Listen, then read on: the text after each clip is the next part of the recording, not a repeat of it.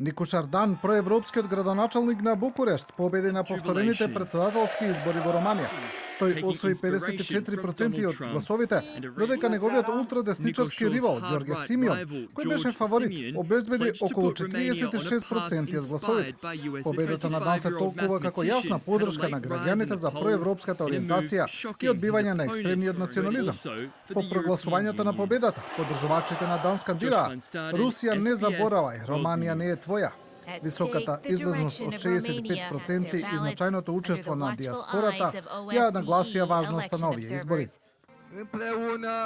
Гласањето ја докажа неверојатната моќ на романското општество. Изборите се заедница. На денешните избори победи заедницата на романци, кои сакаат длабока промена во Романија. Симеон прво одби да ги признае резултатите, тврдејќи дека е победник со разлика од 400.000 гласови и обвинувајќи за изборен фалсификат. Тој се само прогласи за председател и повика на обединување на Романија.